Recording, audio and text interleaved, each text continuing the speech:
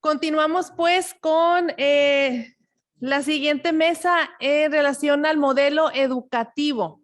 Al modelo educativo tenemos una ponencia a cargo de nuestro compañero académico Felipe Medrano Valenzuela. Si se encuentra entre nosotros aquí presente o en Zoom. ¿Zoom por Zoom? Ok, muy bien. Voy a tratar de compartir mi pantalla rápidamente. Pues toda la pantalla, no, esta presentación. Bien, el tema que traigo, voy a iniciar la presentación, no sé si la ven. Sí, maestro. Muchas gracias. El tema que traigo para este 8º Congreso Resolutivo del STAUS es el papel del profesor en el modelo 2030. Básicamente se trata de desmenuzar un poquito la base filosófica, pedagógica, bajo la cual fue construido o presentado este modelo. Para arrancar, diremos entonces que una cita de un libro que se llama Pedagogías Críticas para el siglo XXI, de los autores que están aquí. Los aprendizajes se desarrollan con una doble dirección. Los estudiantes no solo incorporan contenidos, sino también marcos de entender el mundo a partir de los modelos educativos que se utilizan. El modelo educativo en sí lleva una manera de ver el mundo, obviamente aparejado a los intereses de los que producen tales modelos. Iniciemos con el modelo 2030. Este modelo 2030 establece claramente una corriente filosófica y dice que retoma un enfoque constructivista, donde el docente tiene cierta participación, ¿no? Básicamente, esa es una declaración. Bajo este modelo también se declara un antagonismo con lo llamado tradicional. Se utiliza un peyorativo tradicional y si vamos al diccionario encontraremos el sinónimo de conservador, anacrónico, etc. Bajo este enfoque entonces tratan de sustituir el modelo actual supuestamente tradicional de la universidad para convertir al docente en un mediador o un facilitador del proceso de enseñanza-aprendizaje. El modelo 2030 entonces coloca al docente en un papel secundario y tangencial del acto educativo. Lo llama gestor, mediador, facilitador. Y sin conocer los estilos de enseñanza que siguen los profesores de la universidad, se atreve a encasillar a todos los docentes en el llamado enfoque tradicional. El docente ideal de acuerdo a este modelo 2030, y acá tenemos a la derecha a Narciso viéndose al espejo, el docente debe ser un académico de alto nivel en el campo de su disciplina, que se mantiene actualizado en la frontera del conocimiento a través del desarrollo de proyectos de investigación que genera productos científicos de reconocida calidad.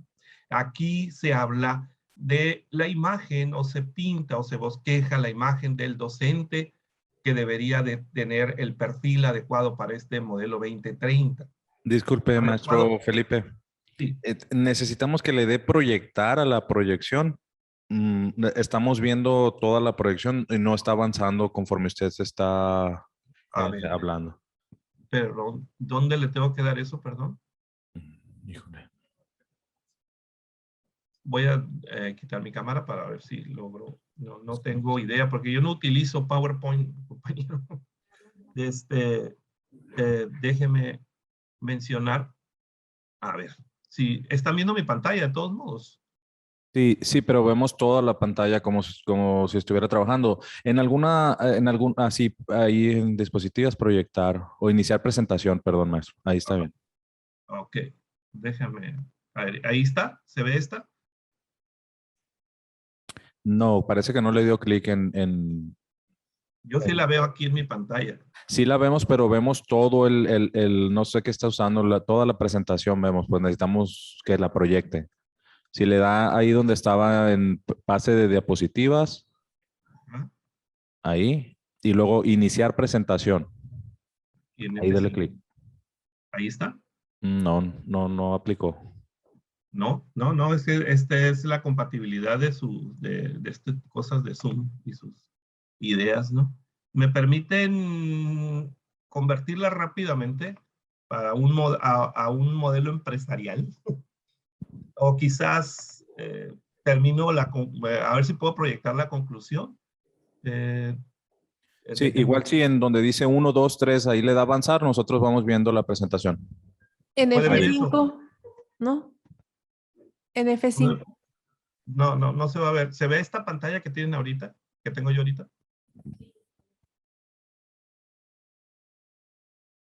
Se supone que estoy compartiendo toda mi pantalla, pero pues a esta tecnología. Sí, Bueno, adelante, maestro. ¿sí ven esto? Sí, sí la vemos. Ok, aunque sea de esta manera, lo voy a hacer. Entonces decía hace un momento, y no sé si ven esta diapositiva, que en el docente debe ser un académico con cierta forma, ¿no? Tratando de poner como la investigación como centro para poder tener una docencia de calidad. Esta falacia es una falacia de autoridad. Dicen que este modelo está demostrado que ese perfil es la condición propicia. ¿Dónde está demostrado? ¿Quién sabe? Eso habría que preguntarle al autor. Una perla más habla de la renovación, donde solo los jóvenes pueden tener este alto perfil académico, porque ya la planta pues ya no puede. De la lectura deducimos entonces que hay una discriminación en contra de buena parte de los docentes universitarios. Elimina de un plumazo el papel que juega la experiencia y la trayectoria académica fructífera en la formación de los profesionistas que actualmente se hace, y asume que el modelo actual se ha fracasado o no es adecuado para las pretensiones que tiene el modelo educativo. Filosóficamente, pues, si vamos a tomar el modelo o desmenuzarlo, pues su origen está claramente dentro de esta oscilación que Herbar menciona, va del mecanicismo al naturalismo. Esas son dos formas de enseñanza que han existido, son extremos, son polos opuestos. El mecanicismo es el típico enseñanza donde dicen que el alumno es moldeable y que el alumno puede ser convertido en lo que uno quiera, tal como declara el conductista Watson, donde dice, denme un niño, la transformaré en lo que quiera, desde un médico hasta un delincuente. El naturalismo, por otra parte, propuesto por Rousseau, y en su famosa Emile, ¿no? Propone una educación donde el maestro no cabe siquiera. Esta corriente está autoexcluida como modelo educativo, pues al no haber educador, pues no hay educación. Y este es el punto de partida bajo el cual estos enfoques de mínima intervención, le vamos a llamar, son estos enfoques de mínima intervención donde el maestro se vuelve un accesorio y no parte del acto educativo, lo contraponen contra la educación tradicional, ¿no? Que llamaremos instrucción directa. La pregunta aquí es si la mínima intervención o la instrucción directa son efectivos o no. Al fin y al cabo, el resultado educativo debe de ser el que importe. Entonces, este debate es muy viejo, de hecho, desde Tomás de Aquino dice que pues, se puede aprender ya sea por instrucción o por descubrimiento. Desde arriba nos ilumina, les digo, el modelo 2030 tiene una sola línea de pensamiento, se debe a metodologías de mínima intervención. Nos impone una camisa de fuerza sobre la libertad de cátedra y toda la creatividad que podamos desplegar como docentes utilizando una variedad de técnicas a nuestra disposición, pues no nos encasillan en utilizar mínima intervención, cuando en realidad la mínima intervención está probado que en ciertos escenarios no funciona. Mientras que la educación guiada o la educación directa funciona muy bien cuando se trata de conocimientos fundamentales. Entonces, la educación es un arte y hay que saber tomar metodologías adecuadas para cada situación. Entonces, la mínima intervención puede funcionar muy bien cuando ya se tienen los conocimientos fundamentales sólidos. No se le va a pedir ¿cómo se llama? Al estudiante que construya por sí mismo el concepto de derivada y aprenda todo lo que Newton desarrolló, Leibniz desarrolló. Estamos a hombros de gigantes, todo eso ya fue hecho y está en el tiempo. Eso se debe de instruir más que buscar que lo descubra. La propuesta entonces es: la universidad, producto del debate informado, debe encontrar su propio camino en la enseñanza y el quehacer. La propuesta: la universidad debería realizar un estudio para ubicar estas prácticas docentes que producen resultados en la formación profesional de los estudiantes. A partir de la propia experiencia de nosotros los docentes, se puede construir un modelo desde abajo, desde las aulas donde ocurre el acto educativo. La verticalidad y la imposición son la receta perfecta para el desastre educativo en el cual estamos inmersos.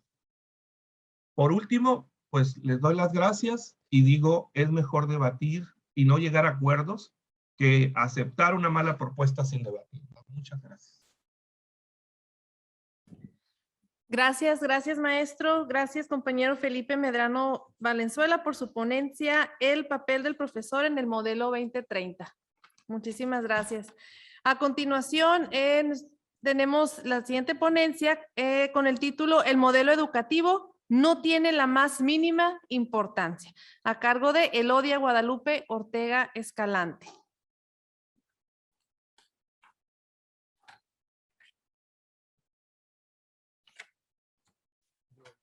¿Está hermano?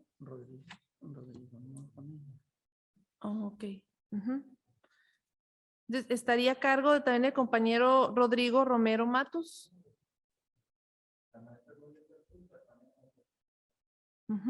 Muy bien.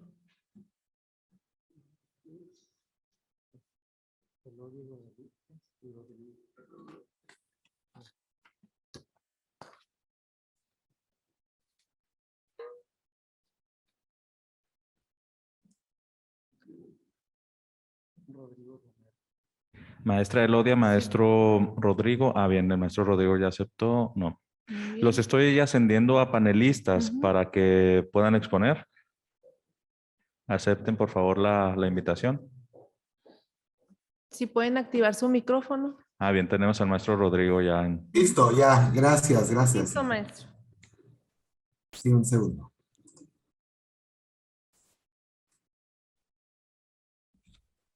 Bien, vamos a empezar entonces con el modelo educativo, no tiene la más mínima importancia. Empezamos nosotros, la maestra Elodia y su servidor, con una frase de Karen Blixen, que dice: los tiempos difíciles han ayudado a hacerme comprender mejor lo infinitamente rica y maravillosa que es la vida y que muchas cosas que nos preocupan no tienen la más mínima importancia.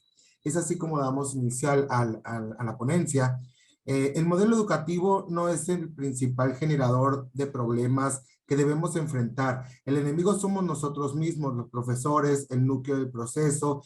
En el centro, la generación de la dinámica educativa, en el mismo diámetro, todo lo que fluye de los efectos secundarios, como presiones, actitudes, compromisos institucionales, etcétera. Evidentemente no podemos asegurar que todo sea malo, pero mientras nos preocupamos por cumplir con los indicadores institucionales, distraemos la atención de lo verdaderamente importante, del estudiante, del sujeto y fin de la educación, que ante el descuido puede abandonar a la comunidad universitaria y convertir a la institución en tan solo edificios poblados únicamente por investigadores sin sujetos de investigación y sin interesados en los conocimientos generales. Los profesores somos los administradores, los profesores somos los diseñadores de currículum, los profesores somos el núcleo en el que gira todo el quehacer universitario. ¿Y el modelo educativo? Nos ocupamos en un modelo educativo si no tenemos sujetos a quienes educar. La labor del docente y los profesores, del discurso al silencio. Cuando se trata el tema de condiciones laborales, los modelos educativos con los cuales trabajamos salen sobrando. Y no es que no sean importantes, pero no garantiza aulas acondicionadas para el trabajo académico. Más de uno de los docentes de nuestra Universidad de Sonora y con la camiseta bien puesta, hasta con logo bordado adquirida en la tienda de souvenirs de la institución, hemos enfrentado condiciones adversas para impartir clases a grupos numerosos en espacios reducidos, o equilibrando recursos para arropar al mayor número de estudiantes posibles. En esta maniobra casi circense, los estudiantes juegan un papel protagónico. La nueva realidad ante la contingencia de salud, más vigente que nunca en el discurso y la realidad cotidiana de miles de universitarios, nos mantiene la cuerda floja ante el futuro de nuestro quehacer. El mismo que nos motiva, nos impone retos, nos ocupa y preocupa, porque nadie se niega a realizar su trabajo, pero solicitamos realizarlo en condiciones óptimas en relación a, 1, participantes en el proceso educativo que reúnan los requisitos mínimos que no pongan en riesgo la salud de la comunidad. 2, aulas en condiciones mínimas para no propagar el posible virus, ventilación y acceso a materiales de higiene y contagio consecuente. 3, el cupo de los grupos en las aulas de 5 por 5 metros no se pueden incluir más de 20 estudiantes con sana distancia. 4, los docentes debemos comprometernos con la institución y nuestros estudiantes. Y 5, los estudiantes deben tener certeza de lo que se avecina por tomar decisiones al momento de traslados, hospedajes, recursos, etc.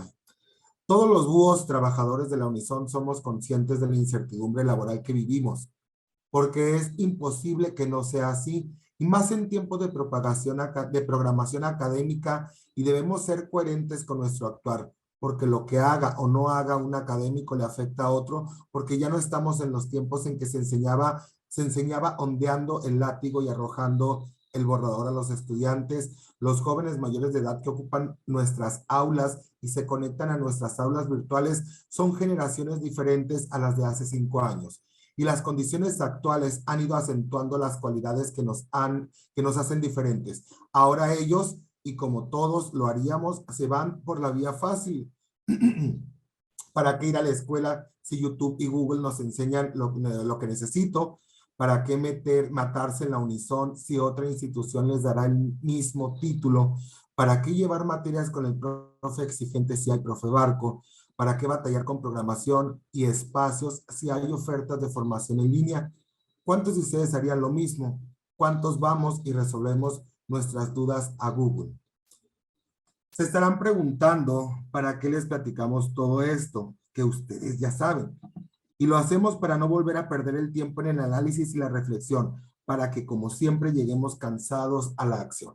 Es urgente que pongamos manos a la obra porque nos vamos a quedar sin estudiantes y por consiguiente sin grupos y sin materia de trabajo. Los maestros de tiempo completo están en la lucha, los maestros de horas sueltas están evitando la lucha para no caer de la gracia de quienes programan. ¿Qué podemos hacer ya que no tengamos que teorizar, analizar y formar comisiones de las cuales ya conocemos los resultados y o retrasan la acción y apagan el calor del debate? Desde la experiencia y condiciones de trabajo que sufrimos y disfrutamos en la Unison, pensamos que hay que activarnos y no distraer la atención de lo más importante y no distraer a quienes están enfocados en conquistar logros para el beneficio de todo. ¿Qué es lo primero que nos enoja? No te quejes si no vas a actuar en consecuencia. Más de uno llega a la asamblea generales o delegaciones a exponer problemáticas que generan polémica y propuestas de atención y al final, después del trabajo previo, deciden no actuar. No votes sin conocimiento de causa. ¿Cuántas veces las asambleas generales se han convertido en informativas por falta de quórum? ¿Cuántas asambleas en las que se vota alguna decisión importante se abarrotan al momento de ejercer el derecho? No cuentes con el sindicato si el sindicato no cuenta contigo. ¿Quiénes son los principales beneficiados de los recursos sindicales? Son los mismos que están en la primera fila de las asambleas. Ya no tenemos tiempo de argumentar porque ya todos sabemos los por qué. Ahora, hay que manifestar lo que queremos, pero no para publicarlo y ya. No para desahogarnos, sino para ser escuchados y atendidos. ¿Qué no queremos? No queremos marchar con una pancarta para exigir nuestros derechos, mientras que otros sindicalizados desde la comodidad de sus refugios se dedican a producir y recibir estímulos, premios, reconocimientos para posteriormente hacer turismo académico con el apoyo económico del sindicato y las ovaciones de la administración por su contribución a los indicadores institucionales. Y después tener que darles las gracias porque sin ellos no acreditarían la excelencia de la institución y no tuviéramos presupuesto. No queremos propagación o discreción donde beneficien a profesores que finalmente actúan en contra de las iniciativas y acciones sindicales.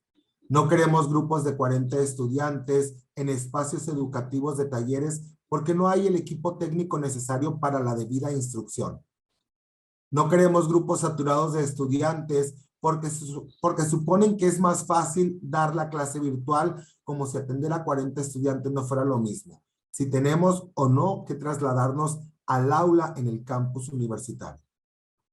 No queremos formación y actualización en los mismos cursos de cada semestre, porque la nueva oferta se satura a los 10 minutos de ofertarse y en los mejores casos conforman grupos con diferentes niveles de competencias, provocando la deserción.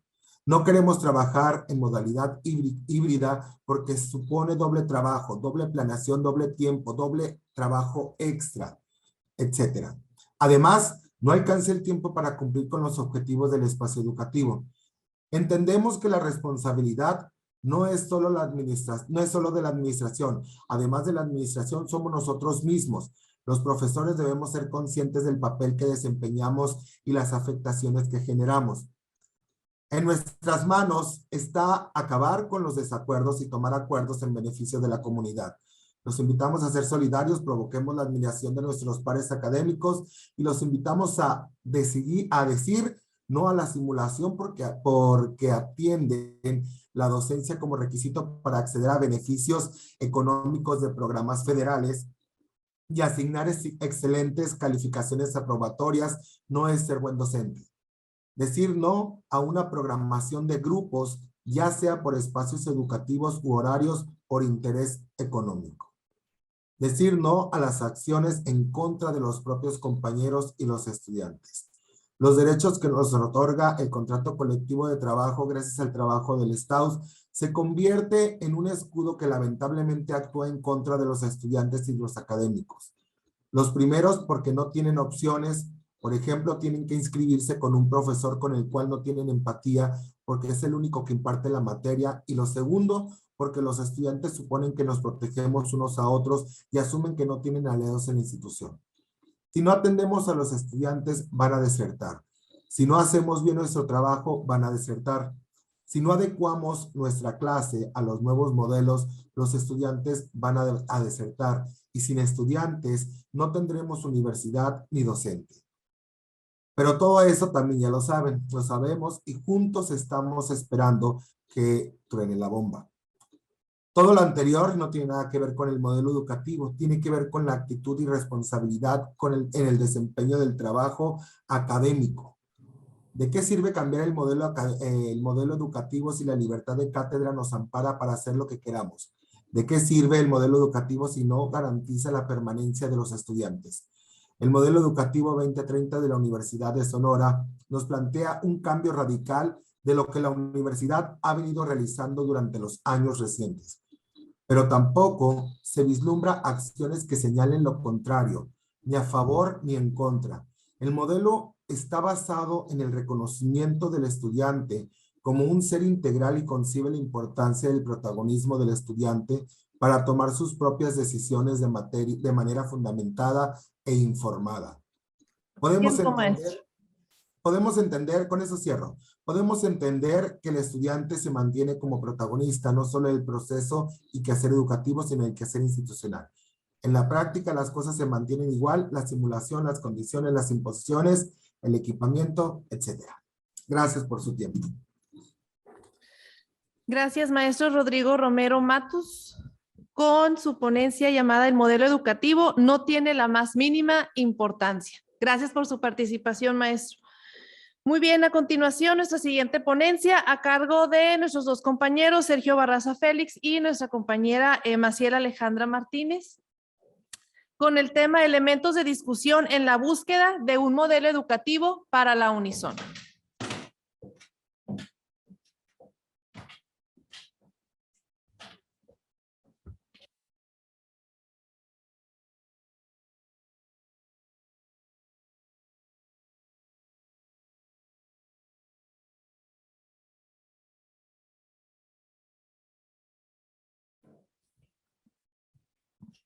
Bueno, buenos días a todos los presentes, los que están en modalidad virtual y los que están en el auditorio.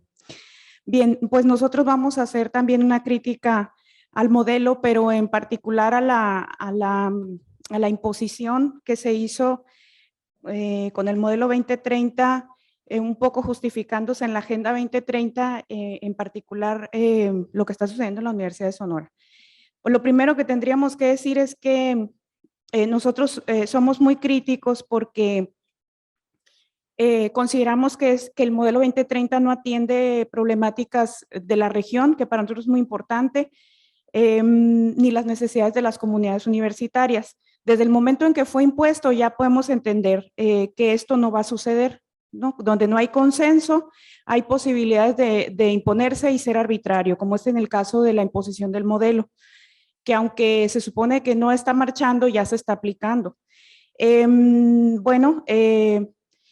También otro asunto que queremos destacar es que se hizo la justificación de que el modelo se basaba en la agenda. De hecho, se establece ahí en la justificación del proyecto, si ustedes lo ven, en la Agenda 2030. Sin embargo, al hacer un análisis, nosotros nos dimos cuenta que no hay justificación de uno a otro porque las visiones son diametralmente distintas. En realidad, se pueden establecer dos dicotomías en el sentido de cómo se entienden las visiones de la sociedad, empezando por ahí, porque el modelo fomenta una educación mercantilista, mientras que la Agenda 2030, por el contrario, sostiene que la educación debe ser un derecho, ¿no?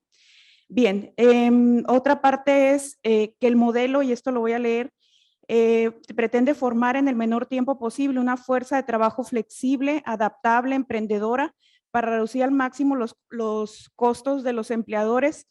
Y en otras palabras, pues es la cosificación extrema del recurso humano, que de por sí el término recurso humano ya es cuestionable, ¿no? Lo que nosotros decimos es que esto, la cuestión del mercado no se puede eliminar de la sociedad, sin embargo, imponerse por encima de los derechos es un caldo de cultivo ideal para la violencia y la corrupción, y justamente la educación está pensada para lo contrario. Bien, hay varios ejes, uno de ellos son las competencias, a la cual nosotros pues, coincidimos también mucho con el maestro Felipe, quien ahondó en este asunto. Lo que nosotros tenemos que decir, más que entrar en detalles, es que las competencias son un sistema que entraron por la puerta de lo profesionalizante, pero principalmente impulsadas por la industria. Por lo tanto, los intereses son de ese sector, no son intereses educativos propiamente. Una cosa importante también es que es una tendencia impulsada por intereses políticos, que ha producido un sistema muy redituable de recursos, diplomados, maestrías, asesorías, diseños, reformas, y que moviliza una considerable cantidad de recursos, ¿no? Entonces, nosotros nos cuestionamos que esto no está funcionando para los propósitos que debe funcionar un modelo educativo, que es para la educación. Bueno, el maestro Felipe habló un poco del basamento constructivista que supuestamente tiene la educación por competencias. Me voy a saltar porque creo que eso ya lo dejó claro. Me voy a ir a la parte donde sostenemos lo siguiente.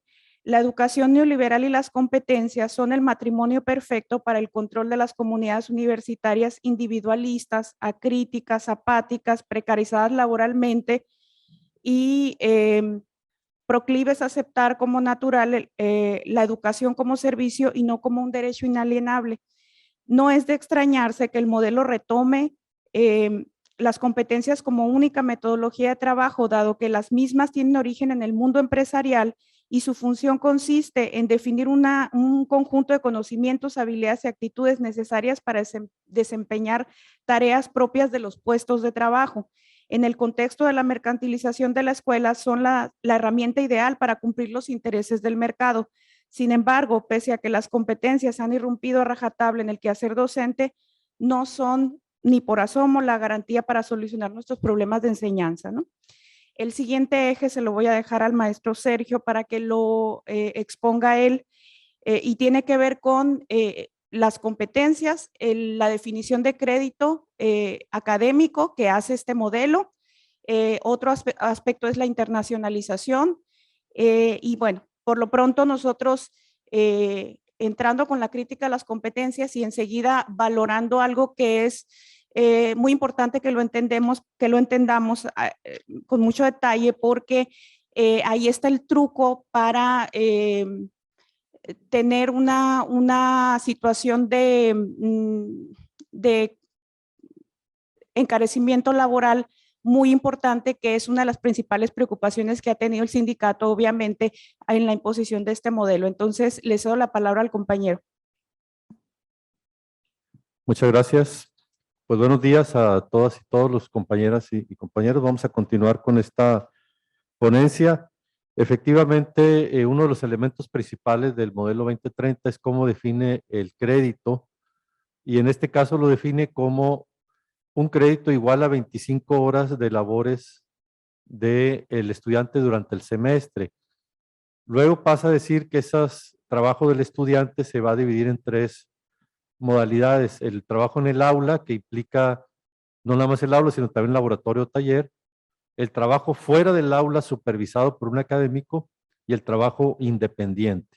Son 3 modalidades de trabajo que se incluyen a la hora de contabilizar las horas que va a trabajar el estudiante durante el semestre por cada crédito. Las materias, a su vez, se definen los créditos y de ahí se pasa a ver cuántas horas va a tener la materia en aula, con un límite de 4 horas a la semana para todas las materias, con la excepción de aquellas que tienen laboratorio. Se va a permitir que tengan 5 horas a la semana. Por ejemplo, las materias de física, que son de 7 horas, son 5 de teoría y 2 de laboratorio, se van a reducir a 5 horas nada más. Y así sucesivamente otras materias. Bueno, ¿eso qué consecuencias va a traer, compañeras y compañeros? Por un lado, trae las consecuencias de tipo académico laboral para la planta, que son el hecho de que va a haber áreas que van a ser afectadas en las reformas a los planes de estudio. Se van a reducir las materias, se van a reducir las horas de cada materia, y eso va a tener una afectación académica a la planta en cuanto al desarrollo de sus áreas de trabajo, pero también en cuanto a la parte laboral, porque pues va a haber menos materia de trabajo, y eso va a implicar una afectación sobre todo a los profesores de asignatura, de aquellos con menos antigüedad y determinados particularmente.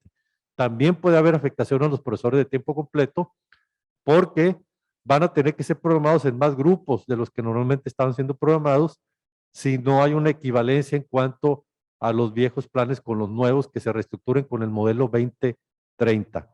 Pero también va a haber afectación sobre los estudiantes, porque obviamente se van a sacrificar contenidos académicos de su formación debido a que se reducen el número de créditos, y además se reduce el número de horas en clase. Hay una afectación entonces a los estudiantes, pero nos podemos preguntar nosotros si la situación con como llegan los estudiantes de la preparatoria es la ideal para reducir el número de horas frente a clase. Todos nos podemos dar cuenta por los estudiantes que hemos tenido, que vienen de la prepa, que su formación no es la ideal. No traen una formación que tenga ya todas las habilidades como para pensar en que ya pueden ser autogestivos en buena parte de su formación. No es la realidad, compañeros y compañeros, y este modelo está apuntando hacia allá, pero sin que haya un diagnóstico real de la situación con la que llegan los estudiantes de la prepa. Ni tampoco, como dijo el maestro Felipe, de cómo ha funcionado el actual modelo o los modelos que se usan actualmente. Pues no. La pandemia agrava todavía más la situación. Imagínense, vamos a recibir estudiantes de preparatoria que han estado en la modalidad virtual durante 1 año y medio, todavía con más deficiencias en su formación. Y ahora les vamos a aplicar un modelo donde los vamos a mandar a que tengan menos clases en aula, que busquen más la forma virtual de sus clases, porque tiene un componente virtual muy fuerte este modelo también, cuando creo que tendríamos que estar trabajando en el sentido contrario, y más por la pandemia que hemos cambiado pues esta modalidad de trabajo. El último aspecto que queríamos comentar es el hecho de que los procesos de reforma de los planes de estudio son procesos muy burocráticos y autoritarios que precisamente llevan a que, a pesar de que los profesores se están dando cuenta de las afectaciones, sin embargo, no se paran estos procesos. Siguen, se hacen las propuestas, se van a los divisionales, se aprueban y se van hasta el colegio para su aprobación, a pesar de que nos estamos dando cuenta de la bronca que se nos viene. ¿Por qué razón? Porque esto está muy controlado. Es el director de división quien define quiénes son los profesores que van a ser la comisión que va a elaborar los planes de estudio. Obviamente va a escoger profesores que no son críticos, que están buscando el puntaje para tener una buena nivel en la tortibeca, bueno, etcétera. Voy a leer las propuestas ya finales para terminar. Primera propuesta, reivindicar la educación como un derecho. Segundo, defender la libertad de cátedra. Tercero, defender la materia de trabajo. Cuarto, rechazar el modelo educativo 2030 por todas las afectaciones que conlleva. Quinta, generar una amplia discusión en la comunidad académica acerca del modelo de universidad que se requiere y de la pertinencia de los modelos educativos a considerar. Sexta, democratizar los procesos de modificación y aprobación de planes de estudio para que no sean iniciados ni controlados por las divisiones, sino que se inicien y controlen por las plantas académicas de los programas docentes. 7. Defender la inseparabilidad de lo académico de lo laboral, de forma que toda modificación de un plan de estudios incluya un diagnóstico de los efectos laborales que se tendrán. 8. Promover modelos educativos que refuercen la educación integral de los jóvenes, la democratización del aula, la educación dialógica, las pedagogías críticas, el trabajo colaborativo, la inclusión, la equidad, la pluriculturalidad, la vinculación con los sectores sociales vulnerables y marginados, la solidaridad, el trabajo inter y multidisciplinario. Pues muchas gracias. Gracias, compañero Sergio, compañera Maciel, por su ponencia Elementos de discusión en la búsqueda de un modelo educativo para la Unison. Maestro Carmelo.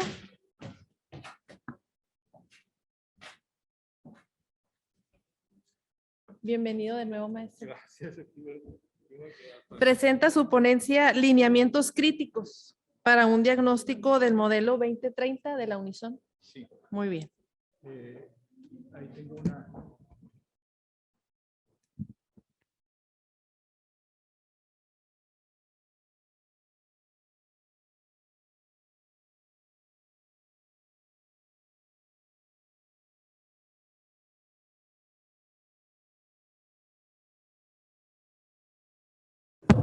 Bueno, aquí está. Ahora sí. Bien. Una crítica del modelo 2030 de la Unison. La siguiente, por favor. Bueno, lo que tenemos aquí es que la referencia que se hace para elaborar este modelo, pues es un acuerdo de la UNESCO basado en, pues por supuesto, un acuerdo de la ONU en 2015. Es diferente la educación 2030 de la UNESCO al de la Unison, diametralmente. La Unison toma, en realidad, el modelo de la NUYES, como ahorita vamos a ver. El modelo de la UNESCO, en el momento en donde fue acordado, que fue en diciembre de 2015, inmediatamente después hubo una retirada de Donald Trump de Estados Unidos, por lo cual ya había poca presencia del criterio norteamericano en él, por lo cual es interesante, ¿no? No deja de ser uno de tantos lineamientos que se dan en los organismos multilaterales que forman parte de la ONU, que tienen una tendencia neoliberal. Sin embargo, el propósito de la educación allí está muy distante a lo que se plantea en la Unison.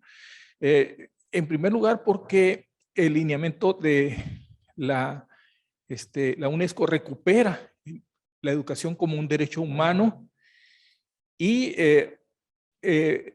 lo relaciona con el de reducir la brecha de inequidad, perdón, sí, la brecha de equidad en cuanto a los pobres y los ricos con un instrumento de la educación.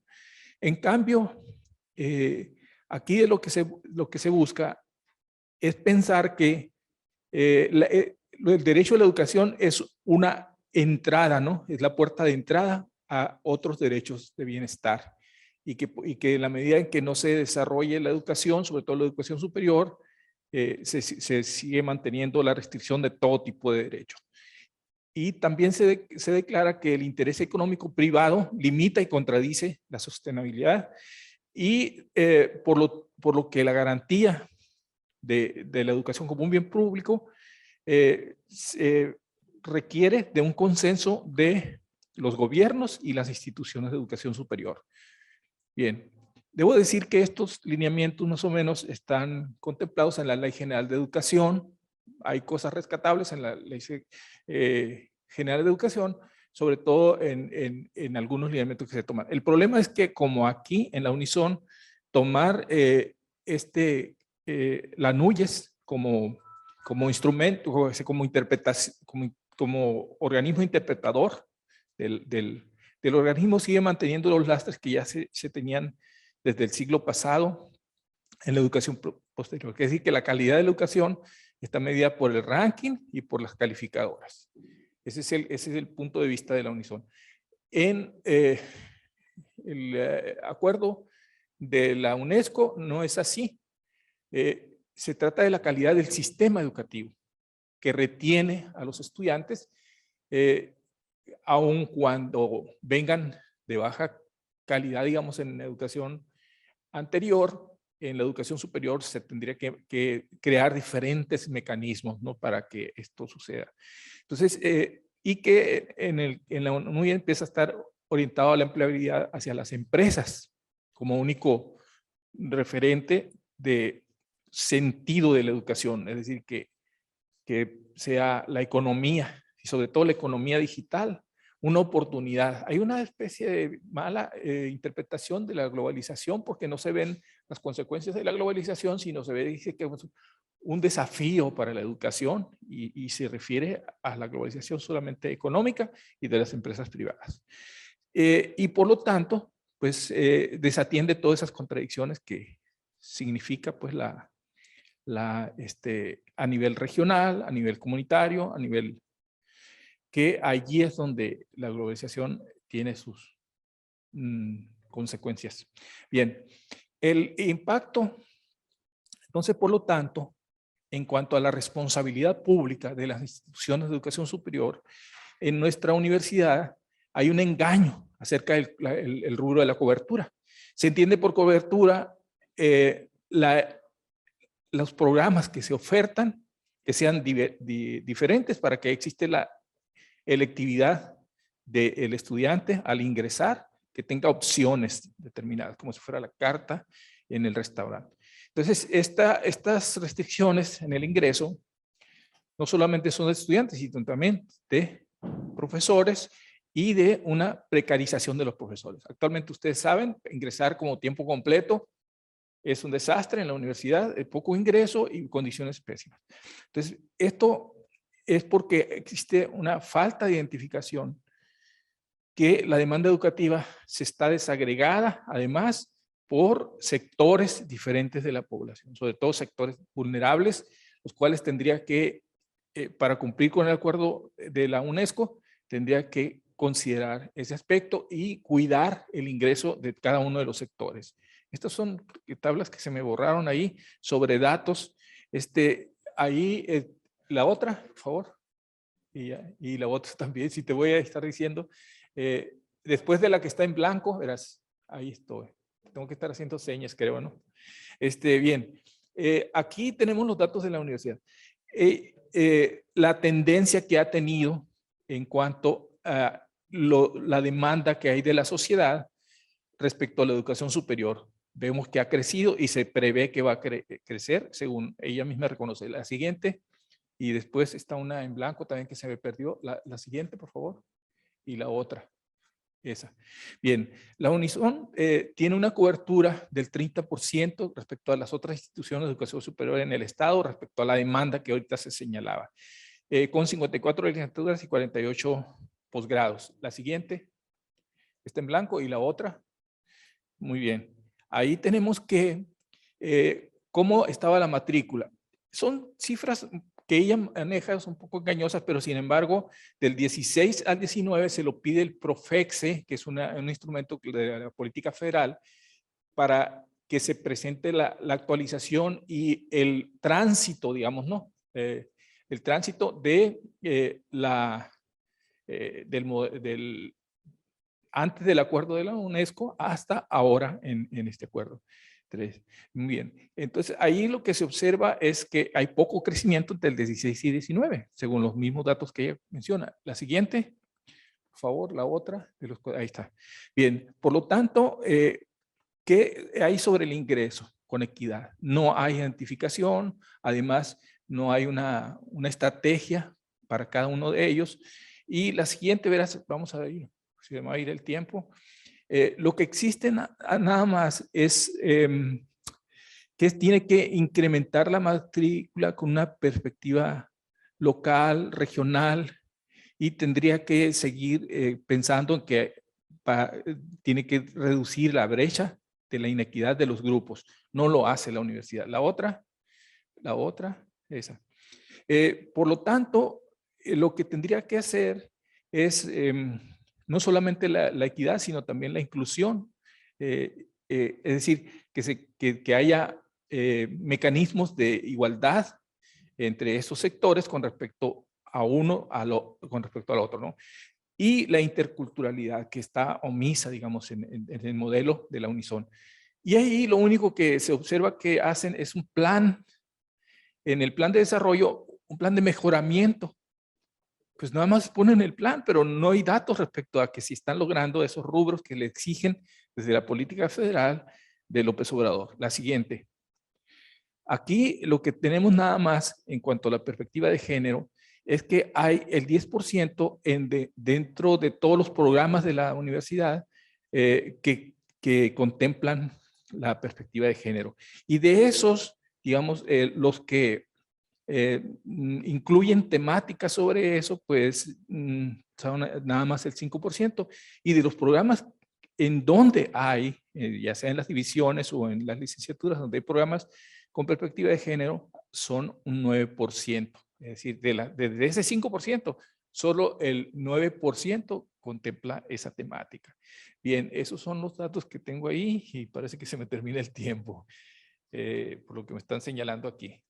Gracias. Ahorita para la discusión, espero aportar un poco más. Claro que sí, maestro. Gracias. Gracias, compañero Jesús Ibarra Carmelo, con la ponencia Lineamientos Críticos para un diagnóstico del modelo 2030 en la Unison.